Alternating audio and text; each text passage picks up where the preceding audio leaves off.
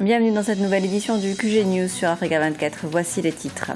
Remaniement ministériel au Gabon, composé de 35 ministres. Le nouveau cabinet ne fait pas l'unanimité, notamment car il fait la part belle aux personnalités issues du parti au pouvoir. Chaque jour, ce ne sont pas moins de 9 millions de barils de pétrole qui sont produits en Afrique et ce chiffre est appelé à évoluer davantage avec la découverte de nouveaux gisements d'hydrocarbures. Nous y reviendrons dans cette édition. Et focus sur le système éducatif rwandais qui a introduit l'apprentissage d'une nouvelle langue en 2009, le Kinyarwanda, en plus des deux langues officielles, le français et l'anglais. Au Gabon, c'est le 5e gouvernement en 5 ans de présidence d'Ali Bongo, un nouveau cabinet composé de 35 membres dans lequel plus d'une vingtaine de personnalités ont été reconduites.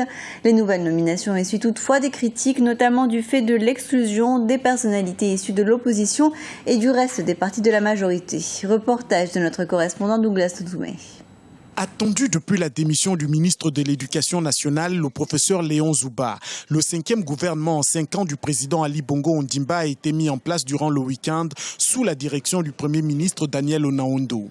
Composé de 35 membres contre 32 dans le précédent gouvernement, cette formation enregistre 4 ministres sortants, Brigitte Anguilemba de la Prévoyance sociale, Fidèle Mengemengwang de la Santé, Serge Maurice Mabiala de la Fonction publique et Raphaël Ngazouzé délégué au transport, jugés peu efficaces. 6 ministres issus du PDG font leur entrée. Il y a une sorte de lenteur dans la réalisation des projets. Et je pense que ce nouveau gouvernement, comme l'avait dit le président de la République, n'a pas d'état de grâce. Le gouvernement n'a jamais bien travaillé. La machine étatique est normalement freinée. Changer le gouvernement, c'est aussi le partage. Ça fait bien, ça fait plaisir. Parce que nous étions habitués à un système où il y avait les mêmes. Outre l'absence des représentants de l'opposition après la signature du pacte social il y a quelques mois, ce gouvernement brille par la carence d'autres formations politiques de la majorité, à l'exception du CLR. Cependant, la nouvelle équipe de Daniel Onaondo enregistre l'arrivée d'une femme à la tête du ministère de l'Éducation nationale. Un poste occupé depuis plusieurs décennies par des hommes. Madame la ministre entend prendre le taureau par les cornes afin que ce département retrouve ses lettres de noblesse. Un département brûlant, mais c'est nous qui avons fabriqué ce mammouth, qui avons fabriqué ce monstre tentaculaire. De même que nous l'avons fabriqué, nous devons le domestiquer. Les 6 nouveaux ministres du gouvernement Daniel Onaondo II sont pour la plupart des technocrates qui ont fait leurs preuves. Ces nouveaux arrivants dans les hautes sphères de l'État gabonais sont conscients de la responsabilité qui est désormais la leur. Sommet des chefs d'État de la Commission du bassin du lac Tchad et du Bénin à Niamey ce mardi. Au centre de cette rencontre, l'insécurité l'insécurité dans la région en proie aux exactions de la secte religieuse Boko Haram sur les populations civiles. Parmi la stratégie mise en avant par les pays participants, la nécessité de mettre en place rapidement la force multinationale de la Commission. Et 130 milliards de barils de pétrole et 14 000 milliards de mètres cubes de gaz naturel, ce sont les réserves énergétiques dont dispose l'Afrique. Tous les jours, ce ne sont pas moins de 9 millions de barils d'or noir qui sont produits. Une manne économique pour le continent, mais qui s'accompagne de nombreux défis, notamment dans la gestion de ces ressources au service du développement. Diarra Ndiaye. Les réserves d'hydrocarbures prouvées du continent sont loin d'être négligeables. Environ 130 milliards de barils de pétrole en réserve pour 9 millions de barils produits chaque jour, soit l'équivalent de 8% des réserves mondiales en 2013. S'ajoute à cela 14 milliards de mètres cubes de réserves de gaz naturel et une production annuelle de 184 milliards de mètres cubes. Des chiffres impressionnants qui devraient l'être encore plus à mesure que se concrétisent et entrent en production les récentes découvertes d'hydrocarbures offshore et offshore en Afrique occidentale et orientale. Une aubaine pour l'économie du continent. Les réserves énergétiques de l'Afrique en pétrole et en gaz sont très importantes et cela peut constituer un vivier pour un capital, notamment les Africains peuvent s'organiser, se mettre ensemble pour créer une banque par exemple d'investissement et c'est le tournant des Africains.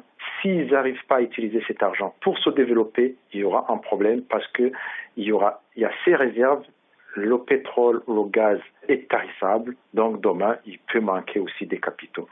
Les perspectives de développement de l'industrie du pétrole et du gaz en Afrique devraient connaître une forte croissance avec l'apparition de nouvelles régions productrices de gaz comme le Mozambique et la Tanzanie et de pétrole notamment au Nigeria, en Angola, au Congo et en Côte d'Ivoire. Il faut, cela dit, une synergie continentale pour permettre à ces ressources de développer d'autres secteurs porteurs comme l'agriculture ou encore les nouvelles technologies de l'information et de la communication. Il faut aussi une organisation au niveau des Africains. L'Afrique, avec cet argent, peut développer l'agriculture, l'industrie et être autonome dans certains domaines. Mais on remarque notamment que la répartition de ce pétrole au niveau de l'Afrique, ce n'est pas là où se trouvent ces réserves où il y a vraiment un vrai développement. On peut dire que dans certains pays, ces réserves ne servent pas au développement, mais surtout au gaspillage. Les entreprises du secteur sont très confiantes sur la croissance de leur production pour l'année 2015. En moyenne, des transactions d'une valeur d'1 milliard de dollars ont eu lieu tous les 17 jours en 2013, avec en perspective une activité accrue, alimentée par la mise en place de nouvelles licences et un début de clarification du cadre réglementaire. Pour autant, plusieurs défis sont identifiés par les acteurs du secteur pétrolier et gazier, avec, dans le trio de tête, un cadre réglementaire incertain, des risques de fraude et le manque d'infrastructures de qualité. Malgré la promesse faite par les chefs d'État d'accorder 1% de leur PIB national à la recherche, le continent reste toujours en marge des innovations scientifiques. Même si des efforts sont faits pour améliorer la santé des populations, la réaction des autorités africaines face à certaines pandémies soulève le problème de la formation et des infrastructures. Reportage de notre correspondante à Dakar, Idlette Mirabel-Bissou. Moteur de la croissance économique et sociale d'une part, baromètre du niveau de développement d'un pays, la recherche scientifique traîne encore à être effective sur le continent. Si en Europe, le pourcentage du PIB des États dédiés à la recherche scientifique s'élève à 3% par pays, en Afrique, moins de 0,5% du PIB est alloué à la recherche. Un chiffre qui traduit le retard considérable dans le domaine de la recherche scientifique en général et dans le développement des industries pharmaceutiques en particulier. Face à la gestion des pandémies sur le continent, les autorités estiment que malgré les manquements, des efforts sont faits pour améliorer la santé des populations. En matière de santé publique, on établit toujours des priorités. Qu'est-ce qui constitue aujourd'hui les priorités sur le continent avant que cette épidémie ne surgisse? C'est le paludisme, c'est le VIH-Sida, c'est la tuberculose. Et là, nous avons beaucoup de laboratoires qui s'investissent sur ces maladies qui sont des maladies endémiques. Quant à Ebola, je confirme que les premiers cas sont apparus en Afrique centrale.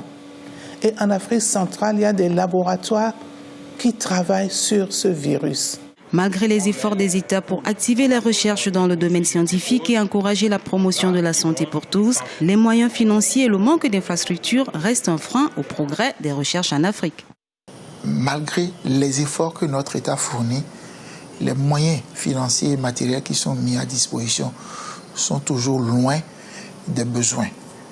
Et je crois que de ce côté-là, ce qu'il faut souhaiter, c'est que l'État inscrive au rang de ses priorités la recherche.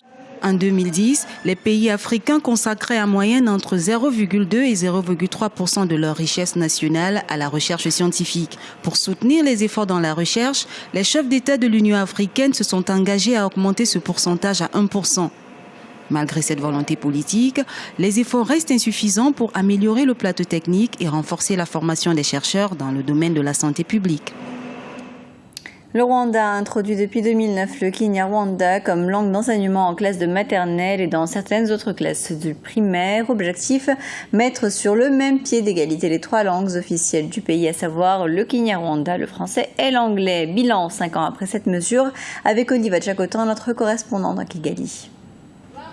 Valoriser le Kinyarwanda au même titre que le français et l'anglais, c'est l'ambition des autorités en charge de l'éducation au Rwanda. Depuis près de 5 ans, le Kinyarwanda fait office de langue d'enseignement à la maternelle et dans les 3 premières classes du primaire dans le pays. Nous sommes ici à Kigali, dans l'école primaire à Paper, un établissement fréquenté par près de 700 élèves. À la veille des examens de fin d'année, l'heure est à la révision d'une leçon de géographie dans cette classe de 3e primaire. Une révision qui se déroule dans la langue maternelle des apprenants. Je suis très content d'étudier le Kenya-Rwanda car c'est ma langue maternelle. Je comprends aisément les explications des cours. J'ai retenu que le lac Kivu dispose de plusieurs richesses, dont le sel et le gaz méthane.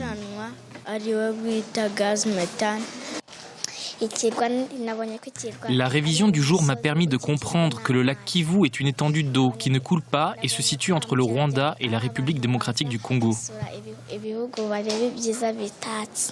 En 2009, le pays disposait d'une vingtaine d'ouvrages didactiques en Kinyarwanda. Aujourd'hui, plus de 200 différents livres sont destinés à l'enseignement de la dite langue.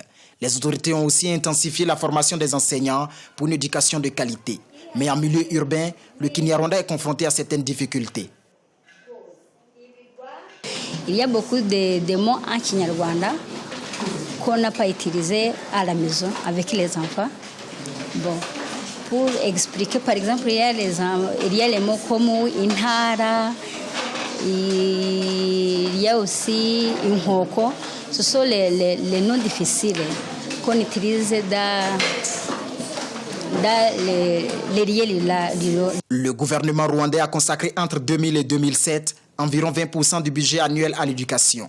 L'accès à l'éducation est estimé à ce jour à près de 96% au pays des 1000 collines. En 2012, les autorités ont investi près de 4 milliards de francs rwandais dans les matériels scolaires pour donner plus de visibilité au Kinyarwanda. C'était le journal de la rédaction. Merci de l'avoir suivi. Dans un instant, une nouvelle édition du QG News sur Africa 24.